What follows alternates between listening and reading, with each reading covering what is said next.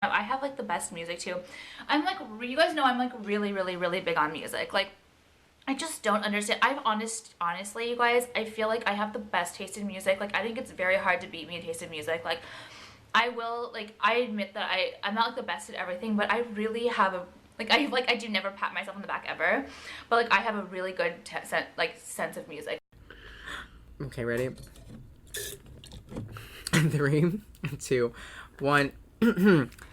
Hello, everyone. We are back here with episode 3 of Pop Squared. Yes. We have some very special things in store today because I'm so excited for what we're doing today. I'm sorry I'm screaming. I'm already so excited. I can't contain it. I just want to skip the music news because should we tell them what we're doing now? I mean, they're going to see it in the episode title. Literally, but I mean, like, yes. We're going in depth into Speak Now by Taylor Swift, her 2010 album. The greatest album of all time, probably. It's probably, I think it's my favorite Taylor Swift album. That's not my favorite Taylor Swift album, but it's one of my favorites. Okay. I mean, I love all of her albums. No, we are Swifties in the house. Swifties, grab back! No, literally. Swifties literally have it harder than the U.S. Marines. Swifties support the economy. And that's that on T. Miss Taylor Swift be grossing money up in this bitch. Taylor Swift is responsible for the economic comeback after the recession. People said Trump. Probably. Nuh-uh, bitch. It was Miss Taylor Swift. Okay. Well, let's start off with the music news because we just really want to get into Taylor. As you can tell, we're very distracted. There wasn't anything good released this week. That's why we're not reviewing an album because, A, there were no albums released this week, and B... I mean, I think there was, like, an Adam Lambert, like, EP. But, like... I didn't listen to it. I'm sorry, Adam. I'm not really an Adam Lambert fan. I liked, like, a few of his songs from, like, years ago, but, like, other than that... I was listening to For Your Entertainment today with Jill, actually, and that album fucking slaps. Wait, we should, like... He does. No, it really goes off. And we were like, wait, this is, like, a pinnacle album of 2007, 2008, and the only reason it's not, like, marked as that in, like, history of pop music is because of homophobia. Okay, that's tea. I'm hearing it, and we'll get into that on that episode because that's a whole. That's literally a fucking series. Homophobia series. Homophobia, a series by Pop Squared and pop music. Literally, it'll be 5 parts. It'll literally be just about like Adam Katy Lambert. Perry, you're so gay. Homophobia. I'm kidding. I love you, Katy. Fuck the gays. They deserve that song. Okay, so. Oh, okay. So music news. Okay, sorry, that distracted me. So first, Jennifer Lopez and Shakira are doing the Super Bowl halftime performance this year. What do we think? I'm into it. I'm into it too. I'm a little nervous for some odd reason. I think if both of these could handle doing a solo show. Yeah, like, I don't know why they're together. I feel like they just like took the biggest like Latin pop stars and were just like, yeah, let's do that. I mean, yeah, kind of. That's basically what they did. I'm really excited for Shakira. Like, a little bit more than Jennifer Lopez. I know you're probably, like, switched around. Literally. But that's, like, the dynamic of this pod, which is good. But I love Shakira so much, and so does Jill. We keep referencing Jill, but she's not on this pod. Yeah, Jill's canceled, and that's that on that. But she streams our pod. So she's not canceled. She's not canceled, actually. We support Jill. She's great. Oh my god, that was loud. Oh my god. Yeah, no, they should both have solo shows, but, you know, we're here for it. We'll support it. Better than Maroon 5. We don't need to even literally talk about the last 2 years of the fucking, like, halftime show were an and absolute Justin dumpster Timberlake. file. Literally, men ruin pop. Men ruin pop. That's on period, besides a couple men, but they're gay men. Yeah, literally. I mean, like, that, like, Justin Timberlake thing was, like, a fever dream. Like, everybody hated him for that entire time period. Awful. Disgusting. Okay, the most important news of the week. My god. We have breaking news. Whoop, whoop, whoop, whoop. Breaking news. Tinashe is coming back. She posted a video on Twitter Zach earlier is today. so excited. He's literally shaking in his boots right She now. was literally like, okay, I'm coming back now, and like I'm doing good, and she like took a little break, and like my queen is coming back. We love Tinashe. She's literally like everything. She's like everything. I have yet to get into her. I like super love her a lot. Yeah, because you're a flop. Okay. No, this podcast is a flop because that motorcycle just ruined it. Okay, well the motorcycle supports Tinashe and you don't, so... Motorcycle by Slater. This episode is already a mess. It's a mess, but Tinashe is coming back to save it. Okay, and then next on our music news is Adam Levine Levine's... got cornrows. We don't know why. We don't know why. That's literally the news this week. Like that's it. That's literally not even music news. That's just like Adam Levine It's gets literally just like cornrows and literally looks like a giant asshole. he looks so ugly with cornrows. Like, He looks ugly in general. Remember when he was shirtless at the Super Bowl? Speaking of Super. Everyone was like, "Oh my God, hard eye," and everyone was like, "Ugh." I was like, "What the hell is this Skeletor doing up on stage singing to me?" Skeletor. Oh, sorry, Adam. I'm roasting Adams today. Adam Lambert and Adam Levine. After that like dumpster of a song they gave us last week, like he's roastable. And dumpster of like the last 5 albums. That's what I mean. Like that's literally on period. Okay. Okay, guys. So now we are going to get into the music news. I mean, not the music news. Sorry. Oh my God. The new songs of the week. What am I on? Okay. The new songs of the week. First we have Allie X, Fresh Laundry. I really, really, really like this song a lot. I think it's funky in the best way. Like, what do you think? I think it's new and interesting. I think it's fresh, funky, and cool. You're an asshole. Oh my Talking God. like Britney Spears. But I mean, no, it's a good song. I mean, like, it's Allie X pushing into newer territory, I guess. I mean, like, it sounds like an Allie X song, but it doesn't sound like all of our other songs. So, yeah, no, she's just like messing with like the structure of like this like songs in general, and like I kind of like it, and I think what she did like paid off. So I would say go listen to it because it's a pretty good song. We support Allie X here. Yeah, we support. She Allie liked our X. tweet. Allie, we hope you're listening. I'm gonna tweet this at you nonstop. So I hope you're ready. Are you ready for it? It's a Taylor Swift episode. I have to reference Miss Swift. Dear God.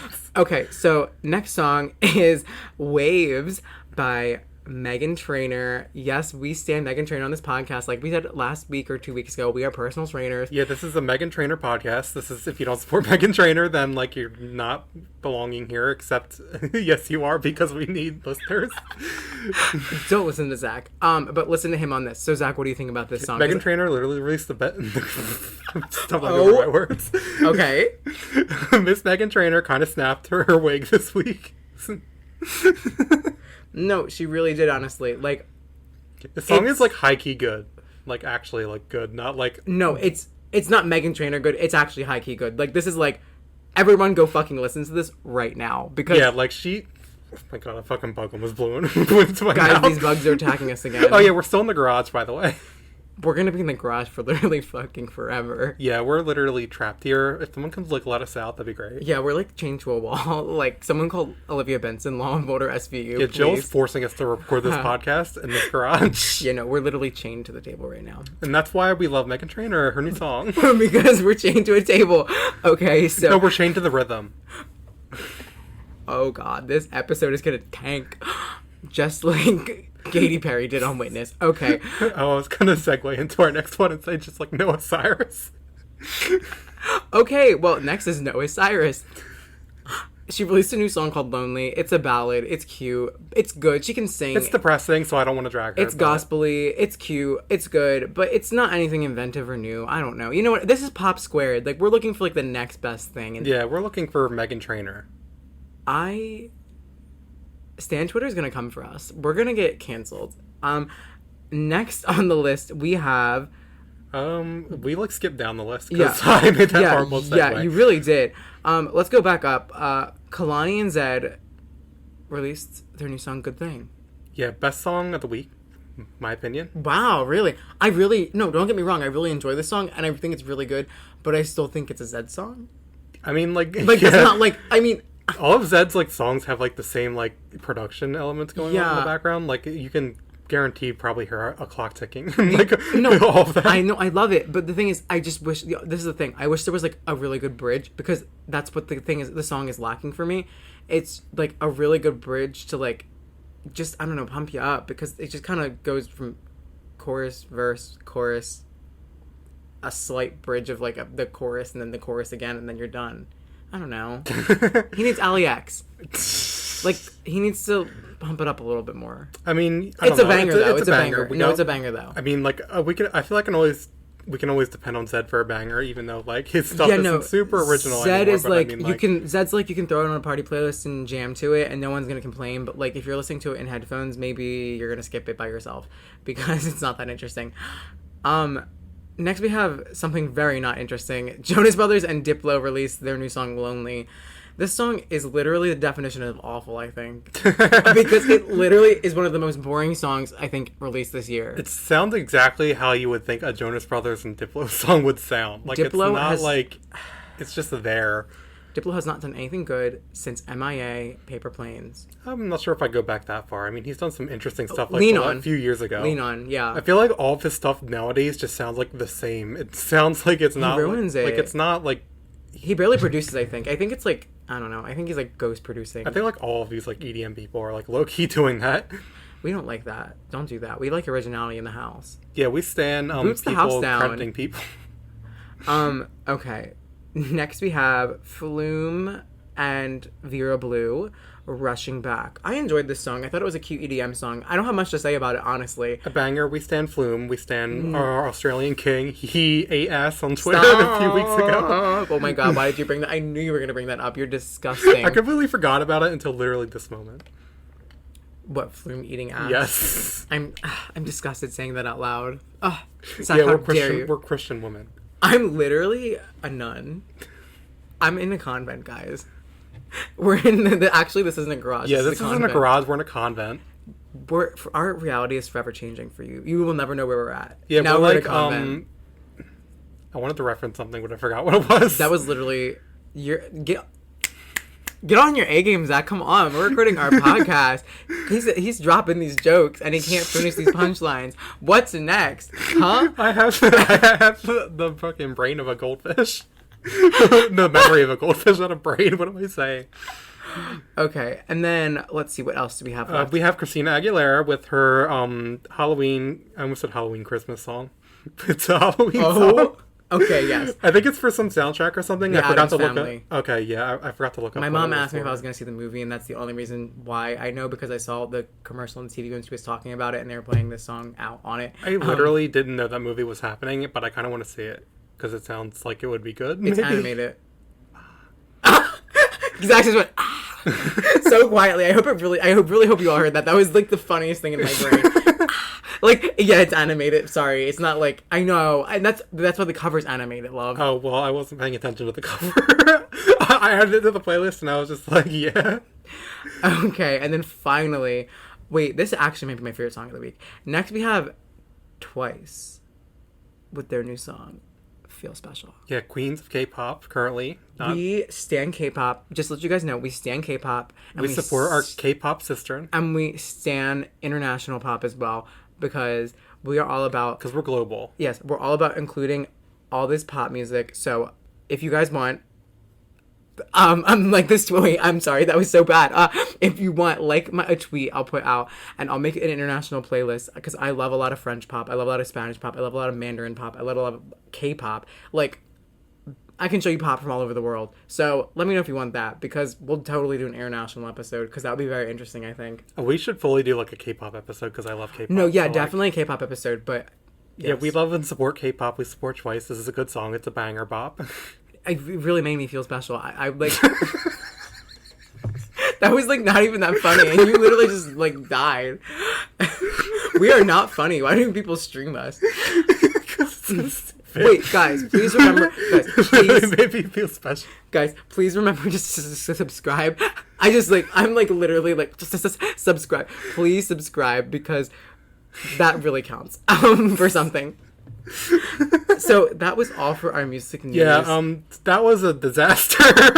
But we're going to talk about Speak Now next, because Taylor Swift is literally going to save this podcast. So. No, and I have 2 pages of notes, so you better get ready, because that's how excited I am for this. Yes, we're going to be standing Better Than Revenge, and I hope you're ready for it. Period. I referenced her, and I didn't even know I was doing it.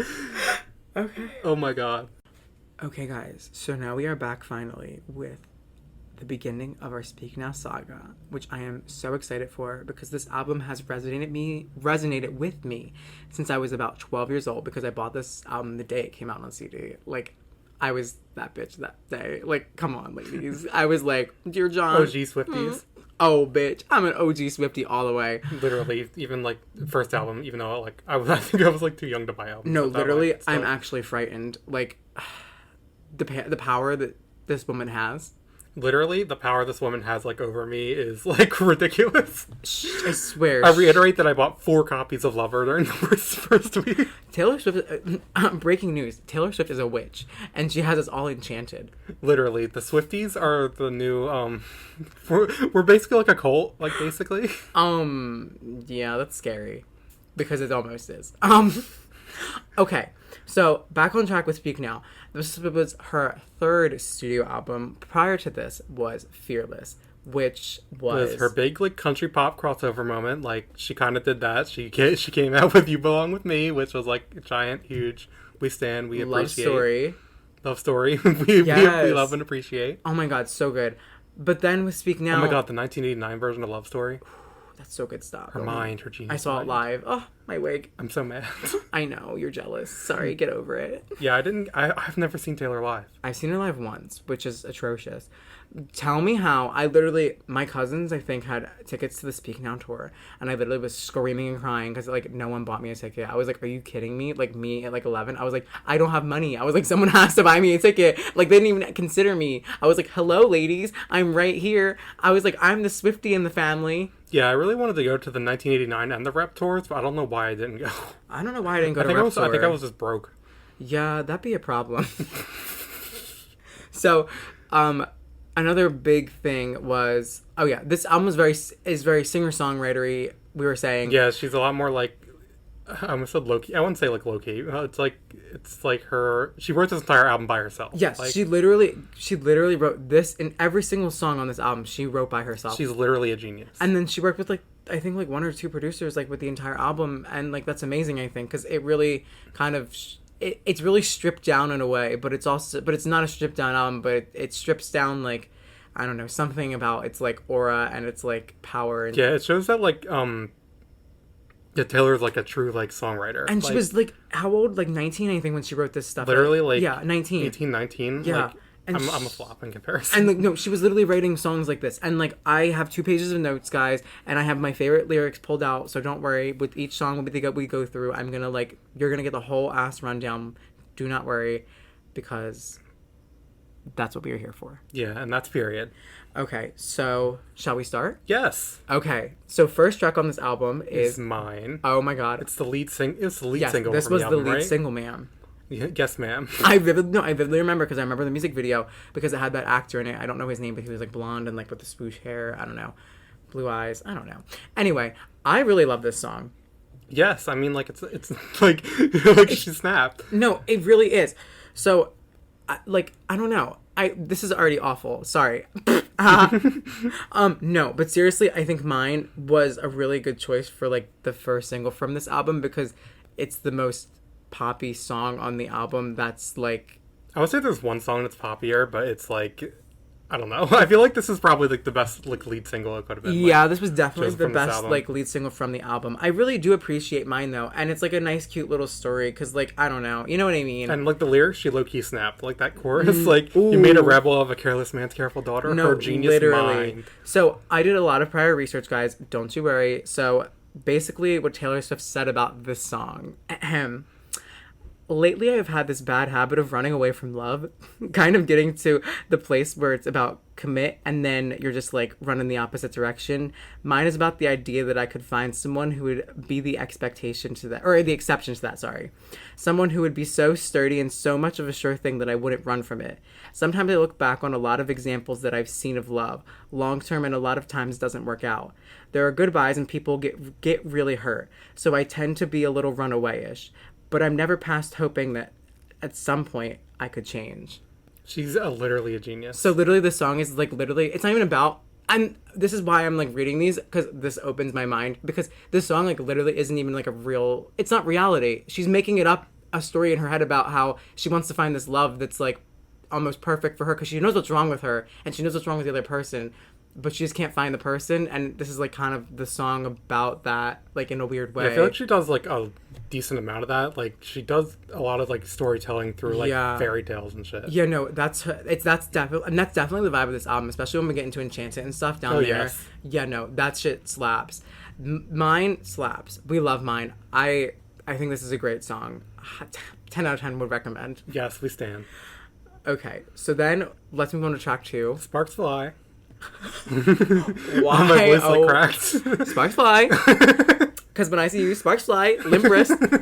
And that's period. I need to stop saying that. Okay, so Sparks Fly is about falling for someone who maybe you shouldn't fall for, but you can't stop yourself because there's such a connection and chemistry. This is a song I wrote a few years ago, and I've been working on it ever since. It's been awesome to see it change over the years. The fans heard it before in a concert, but there have been some really cool changes that I'm very proud of and can't wait for them to hear. Yes, this is low-key one of my favorite songs on the album. Oh yeah, no, this song slaps harder than I almost said John F. Kennedy. I don't know why I said that. This song slaps harder than John F. Kennedy. Not that's not even a song. Why did I say that? Maybe because she dated Jack Kennedy, or what's his name? The Connor Kennedy? Yeah, Connor Kennedy. Oh my god, she would have been a political family. She would have been literally Hillary Clinton. At this point, she would have been Miss. Oh no, she's not 30 yet. She can't, or 35. She can't be Miss President yet. Not yet, ladies, but she's coming. As soon as she turns 35, she's literally going to be president. Wait, that's literally in our bio. Do you think Taylor Swift should run for president? Wait. Literally, oh my god. This is a full circle. Referencing ourselves, we love it. No, I really do love Sparks Fly, and I think it's hold on. Okay. Because this is where my first favorite lyrics come in. Okay. Because that's how much I like this song, and I'll prove it to you. So my favorite lyrics from the song are, "The way you move is like a full-on rainstorm, and I'm a house of cards. You're the kind of reckless that should send me running, but I kind of know that I won't get far." That right there... She snapped. Those are the first lyrics of the song. That's an amazing intro to his... an amazing first verse to a song. The song is full of so many amazing lyrics. If you the really chorus lyrics, is. How does it go? Hit me with those green eyes. Something. Oh my god. Drop everything now. Hit me with the. Drop everything now. Meet me in the. Come on, Zach. We can't sing this. We're gonna get copyrighted by Miss Taylor Swift. Redacted. redacted. She'll see us in court, ladies. He's literally singing the song in his head, guys. I'm sorry for this awkward pause. There's something that'll help me when you're not around. Yeah. That whole section, it's all it's so good. She's literally amazing, guys. She's a songstress. She wrote that herself. I can't get over this. This album is so good. But those two, I feel they're cute and they're really good. But now we move on to track 3. The more slower low key moments on the album are where it really shines. No, yeah, this if you don't know or don't like Taylor Swift and you listen to this album because of this podcast, which I suggest you should, if you don't like her, you're not gonna probably like the first 2 tracks because it's very Taylor, but you got to get into the deep cut Taylor to really. There's one song on this album that we'll get to it, but it's if you think Taylor Swift is a bad songwriter after hearing it, how? Yeah, what is wrong with you? She literally... Okay. Okay, yeah, so we got interrupted, so we had to cut that real quick. Yeah, someone knocked on our garage door, which... But back where we left off. Okay, so we were saying... We were talking about... slower songs on this album. Sparks Fly. We're talking about Sparks Fly, and then we're talking about the slower songs on the album and the deep cuts, which we were getting into track 3, which is Back to December, which I think is the first deep cut of this album. Even though it was a single, I still think this song is a very deep cut of the album. Yeah, it's one of the like I said, one of the slower songs. I keep saying sorry, but I mean but wow, I'm a flop. Literally, get it together. Okay, yeah, let's talk about the actual song now. Okay, so this song is essentially about her apologizing to a lover, and it is the most heart-wrenching song. And if you have ever had your heart broken or been heartbroken or broke someone's heart, you're gonna cry because that's what she does with her lyrics. My favorite lyrics from the songs are literally, "So this is me swallowing my pride, standing in front of you saying I'm sorry for that." Oh, my voice cracked. And I go back to December all the time. It turns out freedom ain't nothing but missing you. Wishing I'd realize what I had when you were mine. I'd go back to December and turn around and make it all right. And as a Sagittarius, I definitely support this agenda. Literally, you guys are both Sagittarius. Literally, she is the 13th, right? That's insane. Those lyrics, it turns out freedom ain't nothing but missing you, wishing I realized what I had when you were mine. Those right there, that's... She's such like a good writer with melodies and putting like... No. I know it's like being a songwriter, I was going to say putting lyrics to melodies, but that's like true. Like she's so like... she is really good with that. Like that comes out of your mouth, like when you sing that, it's like, it just feels natural, and it's like, whoa, it's like, how did she like even think of... I can't think of something like that poetic. Like, I love a wordy ass chorus. I know, I stumble over my words, and like I love wordy ass chorus, especially Taylor Swift and her bridges. Ooh, oh my god, there was another song that I specifically wanted to talk about. I keep mentioning other songs. I know. But I mean, like, this album is like everything. I know, we're literally trying to like cover everything, but Back to December is just, it's that song, I think, and I think it's just really, it's a really special song, and I think it's like a really intimate song. Yes. Oh my god. Sorry, I'm bad at like cutting in, but I mean like Yeah. But yeah, like it's an amazing song, amazing like third. What number single was it? It went Mine, and then it went, I don't know. Oh my god, I think it went I Back think to Mine December. Sparks. Fly. Or I don't know. we don't know this. Sorry. No, we're failures. But the thing is that Taylor Swift is not a failure. No, that is one thing she is not, ladies. Oh my god, this bug. Sorry, guys. Okay, so now, okay. Oh Speak god. Now, the title track. Okay, yes. Speak Now. Oh god, I thought I skipped that. Sorry, I literally looked at that song. Okay, so Speak Now. What do you think about this song? Let's talk about that, because this is a very interesting song, I think, for her. I mean, we were looking at the booklet earlier, and I think it's like what she wrote in the booklet. I think like I don't know. I guess that was her whole agenda with the album, but I mean like. I feel like it's a very weird title track. Yes. So in her booklet, in her letter, the last line is, "I don't think you should wait. I think you should speak now. Love, Taylor Swift." And then it says, "P.S. to all those boys who inspired this album, you should have known, winky face." She came to drag. No, literally, sis. She came. She came. She came. She saw. She conquered. But I mean, like, yeah, this is one of the more like upbeat, like bops on the album. Like, it's So basically, this song is, and I understand what you're saying, it's a very odd song for a title track because it kind of makes no context in the sense of the album in a weird way. And it's kind of funny hearing this, like thinking about the fact that she wrote this when she was like 19, like you're getting married. Like, No, see, no, but ready? Now I'm going to read to you what the actual song was about. So she said, this song was inspired by, sorry guys, this song was inspired by one of my friends who was telling me about her childhood sweetheart crush guy. They were kind of together in high school, and then they went their separate ways. And it was kind of understood that they were going to get back together. Then she comes in one day and tells me he's getting married.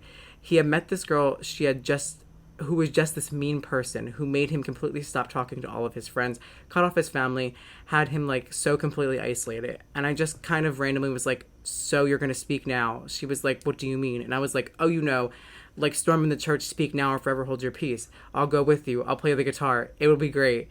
She was just kind of laughing. And later on, I was wrapping my mind around that idea of how tragic it would be if someone you love was marrying somebody else. Is this about what's-her-face? Her one, like, best Yeah, friend? yeah. In, like, 15? No, that's not about her. Abigail. Abigail was a Meredith. Oh my god. No, okay. So, speak now, and that's what the context of, like, these notes really help, because it's about a friend, which is just interesting that she was just kind of trying to cheer up a friend saying, like, I'll go in a church with you with my guitar and scream speak now. And I kind of get the album, because she's 19. It's very, like, the drama of a 19-year-old. The whole album is kind of, like, she's just speaking her mind, and she's just gonna say, I'm speaking it now. Yeah, the whole album is very dramatic. Yeah, no, and I love it. See, oh my god, I'm getting tingles right now. Like, that whole album just connected, and I hope everyone just, like, understood that. So, but no, I really do love this song. It is I'll admit, it's one of the weaker songs on the album, in my favorite of the songs, obviously, because of, like, substance and production and everything. There's only like one song on this album that I think I really don't like, and there's another song that's like specifically kind of problematic that we're going to talk about, but it's not that, but I actually kind of love that song. Oh yeah. Well, there's a couple of things on this. There's only like one song that I'm like not a stan of on this album, but we'll get to that later. Yeah. So Speak Now, to conclude that, it's kind of like, it's a cute track. And I think you should stan it, and that's on Period Love. I'm kidding. No, I think it's a really good track, honestly, and yeah, and I think it's a great title track, honestly. So now we're gonna move on to finally what we've been dying to talk about for the past week and a half since concurring this episode in our brains. Track 5, Dear John. Dear John is literally, I think it might be like her best song. I think I'd be willing to go that far and say it's her best song. I would, it's at least in like her top 3. Like we can maybe battle it out, but like Yeah, no, Dear John is the literal like. It's literally 7 minutes of her skull dragging John Mayer. Like, Yeah, no, so I mean, not to like, because we really don't want to bring like the whole boys thing and like the whole like drama of like pop culture into this, because that's not our MO. We're all about like the actual music, but we like to joke about the pop culture, as you know. But literally drag John Mayer to goddamn hell. But so yeah, this song is about John Mayer. Obviously, because it's literally called Dear John. I mean, she's not really trying to hide it. I like how it's like the most upfront like she's ever been about like one of these kind of like she was songs 19. dragging people, and then she'll just like, Dear John, like we're gonna go at this. Wait, can you look up how old John Mayer was? I think he like, literally had to be in his 30s by then. Yeah, and she was 19. That's like insane. Fucked up. Wait, oh my Zach. I mean, it is. I mean, even if she consent, like that's still like weird as hell. I mean, she's a legal adult. She's 19, but that's like really like an age But gap. like when you're like 30 and like dating a 19-year-old, that's suspicious. It's really interesting. Yeah, he's literally 41. So He would have minus been in 9 his years. 30s. Oh my god! And oh wow, ladies and gentlemen, we just whew. Oh wow, breaking news. Breaking news. Pop Squared exclusive. So I'll read you what Taylor Swift said about this album really quick, because this is a short one, even though this song is the longest song on this album. I mean, not the longest. It's literally almost 7 minutes long, but it doesn't feel that long. No. So this song, Dear John, is sort of like the last email you would ever send to someone that you used to be in a relationship with. Usually people write this venting last email to someone and they say everything that they want to say to that person, and then they usually don't send it. I guess by putting this song on the album, I'm pushing send. God, even like thinking before, like obviously this is written before the album came out, obviously. So she would have been like around like 18, Yeah. 19 then. That's like so like, wow. No, and okay, so with literally that being said, let's crack into my favorite lyrics, because I have 2 excerpts from this song, because it's just that the song is that well written, and we're gonna literally prove it to you right this second. So my first set of favorite lyrics, or not my first, but this is like the first in the song order. So long were the nights when my days once revolved around you, counting my footsteps, praying the floor won't fall through again. My mother accused me of losing my mind, but I swore I was fine. You paint me a blue sky and go back and turn it to rain. And I lived in your chess game, but you changed the rules every day, wondering which version of you I might get on the phone tonight. While I stop picking up, and this song is to let you know why. That's that's like the pre-chorus. That's literally masterful. Literally. That's 19, 18 or 19. You know what I mean? That's insane. And then second one, and I also love that she like low key like drags him for the age difference in like the chorus. Like, don't you think 19 is too young to be messed with? Yeah, the girl in the dress. Her Period. Mind. The girl in the dress, and on the cover, she's in a dress. Wow, like she literally thought everything through. So these are this is my favorite set of lyrics from this song, because it's from the bridge, the best part of the song. You were an expert at sorry and keeping lines blurry, never impressed by me acing your test. All the girls that you've run dry have tired, lifeless eyes because you burned them out. But I took your matches before fire could catch me, so don't look now. I'm shining like fireworks over your sad, empty town. That bridge, literally, she dragged John Mayer, she literally said, I took your matches before fire could catch me, and she lit herself on fire like a firework. Oh my god. That's it's insane. That's masterful writing. That's like almost like, it's like really funny that this song exists and like people still date John Mayer after that. Katy Perry was one of them. Low key, I think that's why like she hated her for like all that. Now that now they're both broken up, they're friends. Women unite. Swifties grab back. Feminism. She kind of hates feminism on one song on this album, but she got there in the end. We love feminism. We support Taylor Swift. Amen. No, literally, you have to say amen at the end of this song, because this song is literally a prayer and a blessing.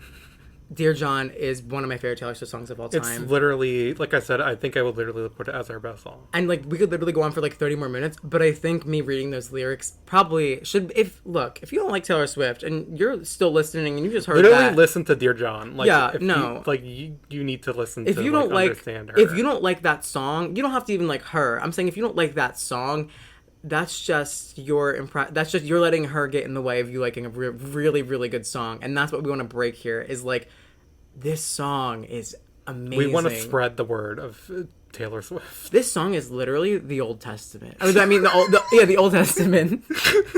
We both went to Catholic school, so we can reference like a lot right now. Yeah, like she's literally like the burning bush.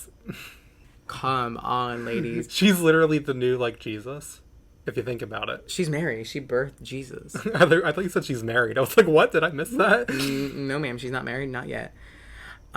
Okay, so now we can move on to this petty ass song. Track 6, Mean, which... Oh, I know the story behind this one. She dragged some journalists for this, wasn't it? I don't have the explanation for this one, actually, because a couple of them I skipped, because... I think the story behind this one is that, like, some journalists were, like, really, like, not even, like, a critical review of her. It was just some, like, really shitty ass, like, trying to, like, tear her apart, but in, like, a really sexist ass way. Yeah. So then she came up with this Sounds like song. her. Yeah, sounds like something she would do and that I love. No, this song, I remember literally being in 6th grade listening to this song and getting, like, bullied. Like, this is, like, whoa, emotional, deep. Gonna cry. No, I'm just kidding. Fuck you kids in 6th grade. I'm gonna come for your wigs. I hate myself. Oh my god, someone euthanize me. No, literally I remember listening to the song in 6th grade and like having bullies and being like, oh my god, like I'm gonna move to New York, like bitch, like, and I actually did, like, for a year. So I was like, oh my god, like, welcome to New York. Like Taylor inspired a lot in my life, and so did Gaga. So pop is great. Pop is the word. Oh. No, but Mean, even though, okay, Mean is probably one of, like, the lower songs on the album for me, just because, I mean, it's a really well-written song, it's cute, but in the banjo, but, like, it's just not as powerful as some of these other babies. Yeah, I wouldn't say it's, like, one of my favorite songs on the album, but, like, it goes off. Like, she snapped. She gave us, banjo. She gave us a banjo. Like, she went there with the banjo. That's why Casey Musgraves is pissed. I don't think they're pissed at each other anymore. No. We support feminism. Oh yes, we do, ma'am. Okay, so then finally hitting the middle of the track list and the last track before we'll take our short little break, the story of This is the one I was going to mention when I said that I love bug flew in my mouth. Oh my god, are you okay, ma'am? Oh my god. Okay. Okay, stop eating bugs. Talk about this. Literally in like a condemned like garage. It's not condemned, but it's like there are literally like mosquitoes flying into our mouths. We go through so much. Guys, we do this for you. Swifties endure so much. Oh. Okay, so story of us. Yeah. What were you saying? So what I was saying, this is the one I was saying, I was referring to when I said that I like a wordy ass chorus. Because like she like really like packs in everything she can in this one. No, this song is amazing. So let's read what she said about this song. No mean backstory. The Story of Us is a song that I wrote about an awkward situation where, well, let me just preface by saying that I have happened to run into an exes in strange places lately. This is about one of those situations where the strange place that I ran into him was an award show. I was seated a couple seats away from him, and there was so much that needed to be said, and neither of us was willing to say it. We were both acting like we were engaged in conversations with people that we didn't even know. It was just miserable. I was telling my mom about it later, and I said I felt like I was standing alone in a crowded room. And then I was like, gotta go, bye. And my mom is used to this point, so that's what the song is about. That's the only queen. She was like, I like how she said, like, I felt like I was standing alone in a crowded room, and she was like, oh my god, gotta go, bye. And then Allison was just saying there like, oh, my baby's gonna make it big one day. Jesus. One day? She was already big. Bitch, well, she got bigger. God. We love it. Okay. And when she says next chapter, she literally invented gay rights with that one. Next chapter. Oh, that was a good tongue pop, ladies. Oh my god. Literally gay rights. Taylor Swift is possessing me. Let's see. Do I have a favorite? No, okay. I don't have favorite lyrics from this song. Now we're standing alone in a crowded room. This song slaps. It's a very rock. It's a very upbeat. It's the most upbeat like pop rock song on the album. Like if you need better than Revenge, lady. Well, yeah, that one too. Yeah. It's one of the two like pop they rock couple each other. They're best friends. Yeah, they're best friends. No, but The Story of Us is a really good song. It's like a very story.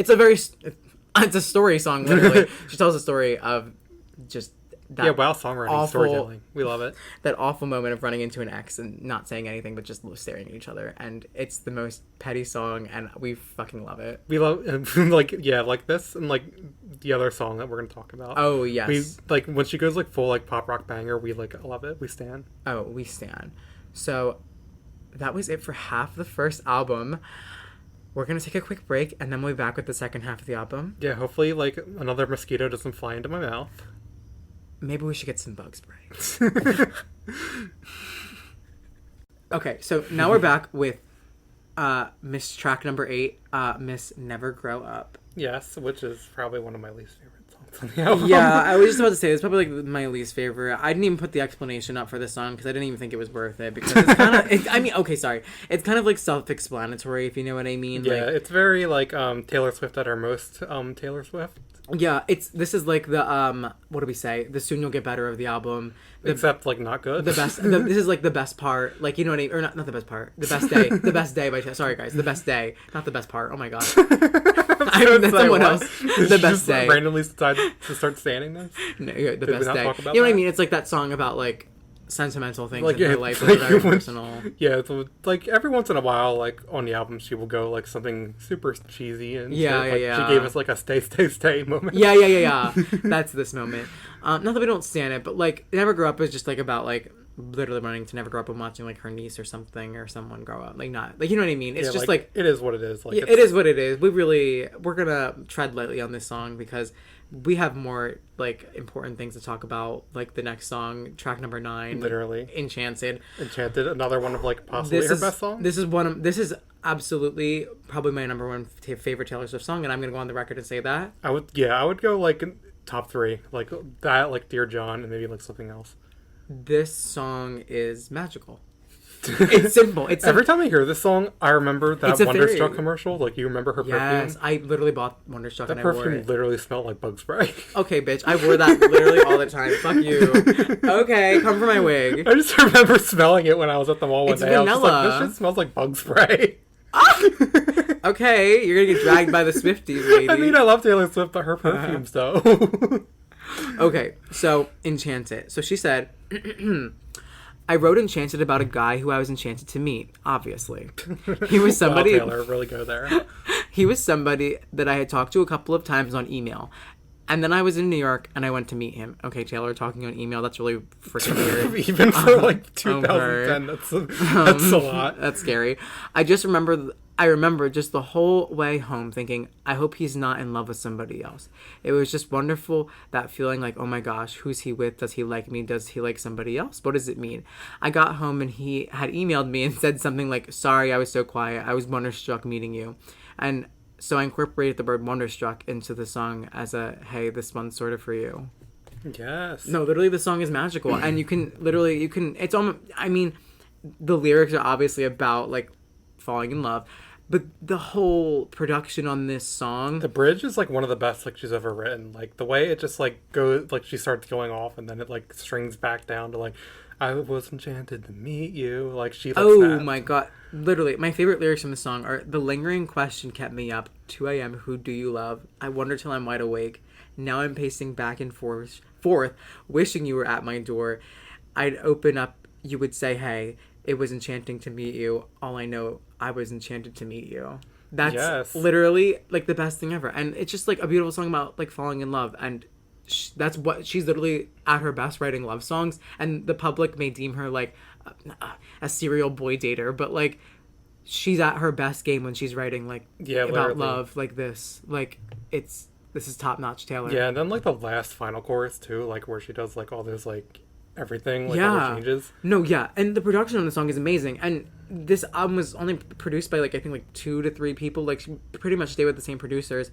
I don't know who they were, sorry. And but this song is also like literally 6 minutes long. Like with this, with Enchanted and Dear John, it's like ridiculous how they do not like feel that long. well, and Last Kiss too, but I'm going to get into that later because that's another one of my favorites on this album as well. But, you know, Enchanted is just literally amazing. And Yeah. I think if you don't stand Taylor, you should go listen to it because you were going to stand Taylor. But I think if you stand Taylor, go listen to it anyway. Because to be honest, even though I think it's one of her best songs, I could see like someone who doesn't like Taylor Swift not liking this song because it fuels like goes into like all that like fairy tale kind of writing that she does. that's true. But this is like at her best though. Like it's Literally, so... like how can you not like the song? Like though, look, if I knew, I'd be literally her manager because we'd be making billions and trillions, not just millions. Oh my god. Kylie Jenner Okay, up now in we this- have the... Kylie Jenner up on this beach. God. Okay, now we're on the track 10, the best song on the... Track 10 by Charlie XX. No, track 10. Better Than Revenge. Oh my god, that's... did she do that on purpose? it Track 10, Better Than Revenge. It rhymes. Did she do that on purpose? That wouldn't surprise me. No, she definitely did that on purpose. I'm sorry. So this This song is problematic. Wait, what is it? Oh my god. Oh my... Sorry, ladies. I forgot why this song is problematic. She's better known for the things that she does on the mattress. Like, she, like... Literally me. Okay, but it slaps, though. No, literally. Like, I like how she says the mattress. Like, that's so, like, hookerish. Like, he's, like, calling her a hooker. 19-year-old, like, Taylor Swift, I wouldn't... Like, you wouldn't think she would talk about, like, anything related to that, and then she just kind of, like, went there. So, Zach, would you like to know what Taylor Swift said about Better Than Revenge? I would love to know what she said about Better Than Revenge. This is the shortest excerpt she has written about any of the songs, and it states, "The song Better Than Revenge is about a girl who a few years ago stole my boyfriend. I think she probably thought I forgot, but I didn't." And that's all she said. So that's why she called her... she's better on the... Yeah, this was a very pre-woke... But it kind of slaps, though. The song slaps so hard. No, this song It's slaps literally so hard, one of her though. best choruses. I hate it so much. And we're not speak... Oh, wait. Yeah, that's the right song. I thought I was singing the wrong song for a second. She's not a saint. She's an actress. Whoa. That's literally the biggest mosquito I've ever seen in my life. It came for Better Than Revenge. Okay. Yeah, no, She Better should Than... She should keep in mind there's nothing I do better than revenge. Like, she went off. Like, that chorus is so good. And the bridge, like, no, wait, this song slaps. Like, I love singing this song really loudly. Oh my god, and the fucking intro, you go and stand in the corner and think about what you did. Oh my god. Oh my god, she's crazy. This is like Misery Business, like, you know, how it's literally like misogynistic trash, but it's also like a slapper. Oh god. Okay, so let's move on. Like, maybe Taylor Swift temporarily made us into misogynist, but that's okay because she eventually invented feminism with The Man this year on her album Lover. And that's on Period. Yeah, and that's on Period. And then she also reinvented feminism a few years ago with Bad Blood. She reinvented it before she invented it. But Well, that no, song that- was pitting against another Yeah, woman. I mean, I was talking about Love. the video. I was thinking about the video. Yeah, but she still, like, kicks Selena Gomez's ass. Okay, which, I mean, Selena Gomez has been kind of problematic, so maybe that's feminist. On Period! Even Selena Gomez's mother disowns her, but we're not going to get into that. So... Selena Gomez's mother would definitely agree that Bad Blood video is feminist. Selena Gomez's mother should stream this podcast. I'm going to send it to her. We love you. I don't know your name. I'm sorry. Do you know her name? I forget. Sorry. Okay, so moving on. Next track is track number 11, which is a very controversial track. This is this And song of its is time, a very interesting. yes, innocent. So as we all know, The song is like so like I hesitate to keep using the word problematic, but the way she's like very much belittling a 32-year-old black man is very interesting here. I mean, But I mean, Kanye West is also like an asshole. well, yeah, and, like, I don't know. hate him now, but like, I do not support Kanye West in any single way anymore because I think he's just trash. And I mean, at what this he did point. was still like an asshole thing to do. Yeah, But, like, I mean, what did she say in the song that was that bad? What did she say was belittling? I don't know. It's like I was listening to it earlier, and she said something. It was just like, "You're still 32 and growing up," and So, it's yeah, like you're still 32 and still growing It's up just now. it's very like like. I mean, she had the tea though.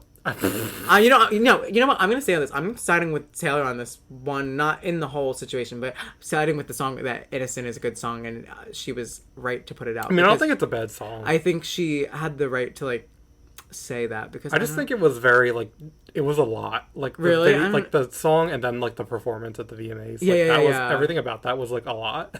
what was the performance? What did she do? She performed it at the VMAs. Yeah. And She was just on her guitar, right? Yeah, but it was like it was just like a random album track, so like we all know why she performed Well, it. yeah, because it had context of like pop culture, but that's like that's I don't know. the VMAs in general. But moving on to track 12. One of my favorite songs on this entire the most album. dramatic ass song on the album. This song has literally in like a good way. orchestra, Miss Haunted. Haunted is amazing. I think it's just it's dramatic, it's big, and it's everything it's so over the Taylor top. became. It's everything that Taylor has become. It's the most loud song on the album, and it's kind of projected how she's kind of gotten her voice like louder over the years. Yeah, it's very like I don't want to say like Broadway, but it's very like a movie soundtrack of like song. That's it's very cinematic, very very cinematic. Let's see. She said, "Haunted is about the moment that you realize the person you're in love with is drifting and fading fast, and you don't know what to do. But in that period of time, in that phase of love where it's fading out, time moves slowly. Everything hinges on what the last text message said, and you're realizing that he's kind of falling out of love. That's a really heartbreaking and tragic thing to go through because the whole time you're trying to tell yourself it's not happening. I went through this, and I ended up waking up in the middle of the night and writing this song about it. I wanted the music and the orchestration to reflect the intensity and the emotion of the song. So we recorded strings with Paul Buckmaster at Capitol Studios in LA. It was an amazing experience recording the big blah blah blah section. I think in the end it really captured the intense chaotic feeling of confusion I was looking for. Which, I mean, she literally said it, Yeah, I love when pop stars do, like, this kind of shit. I don't know if you've ever listened to, like, Kylie Minogue's, like, Abbey Road Sessions album. No. Where it's very, like, her songs, but they're stripped down with, like, a lot of orchestra elements and stuff in it. And it's, like, it's a really cool, like, good album.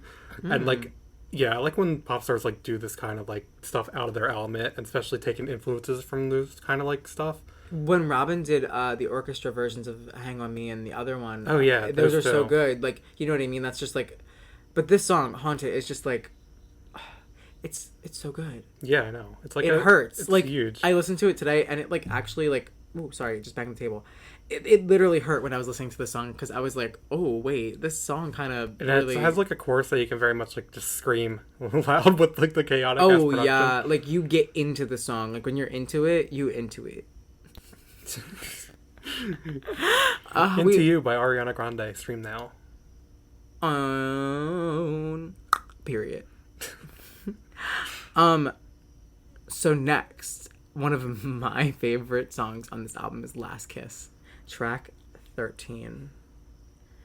What do you think about this song? I think Last Kiss is one of the, like, it's a song I don't really think about on the album, honestly. Oh my god! I didn't know you had this opinion. It's not that I hate it or like anything. Like I've said before, it's just like one of those like middle ground like kind of tracks where it's there. I'll listen to it when I'm listening to the album, but it's not like my go-to. See, I don't know. Last Kiss is always one of my go-tos with like really depressing songs that like I like to listen to.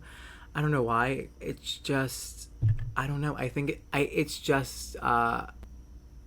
It's depressing, and I like a good depressing moment. I'm not gonna lie. I mean, I love a depressing moment, but I think I hate depression. I love that I have depression and anxiety. we stand.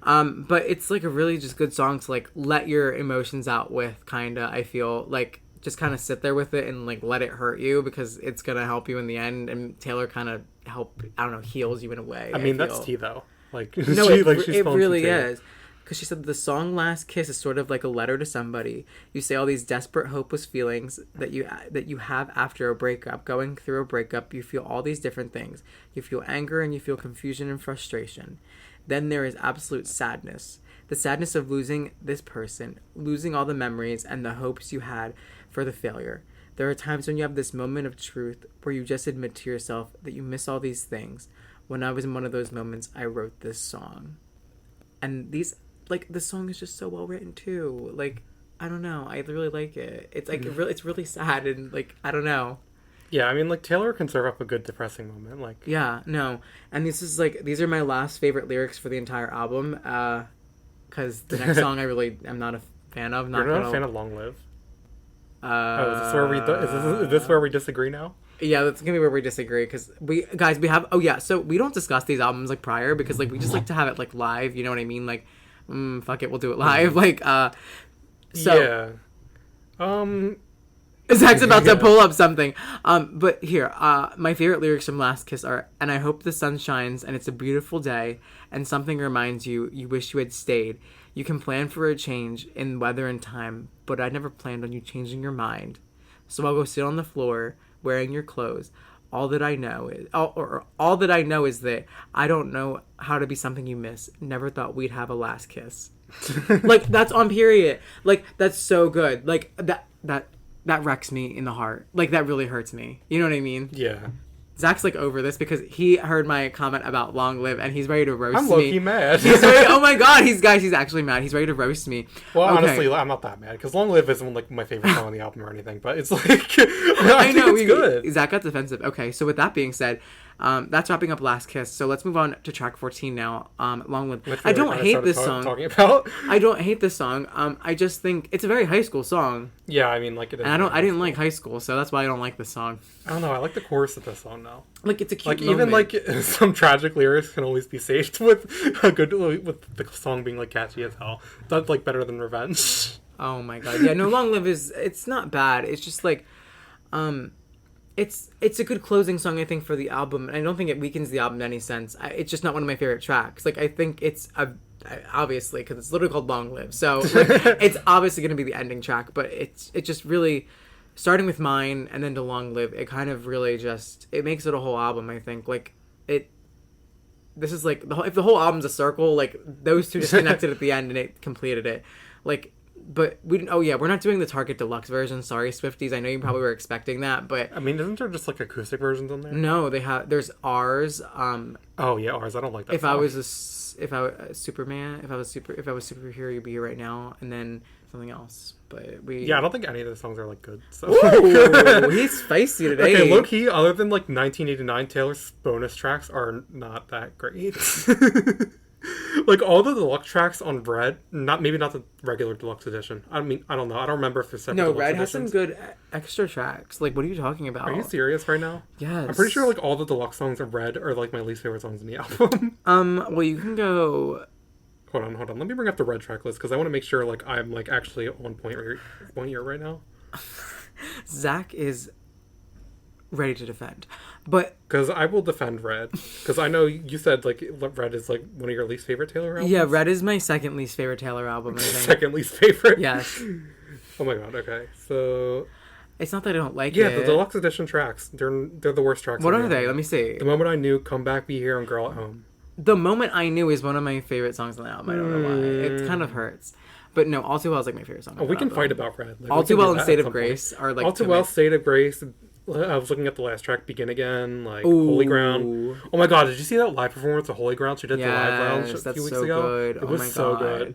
Love needs to do some Speak Now live and resuscitate this. Yeah, Taylor's one of those artists, like we kind of dragged Charlie for this last Yeah. week, where she literally does not like perform her old songs other than like last tour I think she like pulled one out like for one song. Yeah, no, Taylor like references Red and she references 1989, but she won't reference anything before that, and it's kind of infuriating because Speak Now I think was such a pinnacle album in her we need career. her to dig out like more old album tracks. Like I want like Enchanted like brought out. Well, hopefully if we can get the Swifties, so all you Swifties, stream this podcast and share it with all your other Swiftie friends and send it to them and tell them to stream it, and then we are going to start a petition, guys, to make Taylor perform some Speak Oh, and Now then she's tracks like for also us. like doing that thing where she says she wants to like re-record her discography because of that whole mess. But like if she like, what I was saying is that I think I said it on this podcast before. We're 3 episodes in and I'm referencing herself. But I mean, like, I would love it if she just did like a reworked version of some of like her old songs. Like if she finally gave us like the 1989 version of Love Story, and then just do like reworked versions of like some Speak Now songs and stuff. That'd be great. I think she's gonna. Either she'll re-record. I don't know. I think she's gonna either she'll re-record all her albums, or she's gonna do kind of like a Madonna thing of like the Immaculate Conception, like the Immaculate Collection, where it's like for like 30 or 40 tracks of like all, you know what I mean, and she kind of picks her favorites from like each album and does it that way, which would also be cool because I mean we don't need like all of them, but like it would be nice to. Yeah, I don't think we need an updated version of like Speak Now, like Never Grow Up. Yeah, no, you know what I mean. Like, so I think she should. I don't know what she's gonna do, honestly. We do need a metal version of Better Than Revenge, though. We need a punk rock metal Wait, version. oh my god, Jack Antonoff. Oh my god, but if Jack Antonoff reproduces like Mine and like Enchanted and like Back to December and At Dear the same John. time, though, like knowing his production style, I low key like don't want him to ruin it. Oh my god, but if he's Because I mean, like he can do good stuff, but he's also like I don't know, some of his stuff is very him, and I don't want to. It's like he doesn't really need him. his finger. I love him too, but I don't really need his fingerprints over like Dear John. Ooh, well, that's kind of see too. But I wouldn't mind a new Jack version because I think it would be kind of interesting. But I always will think the regular Dear John would be my favorite. You know what I mean? I mean, okay, let's get back into the album now. Like, Well, okay, what would you say is like your top three? My top three, okay. My top three are Enchanted, Dear John, and oh god, probably I'm gonna have to say Sparks Fly.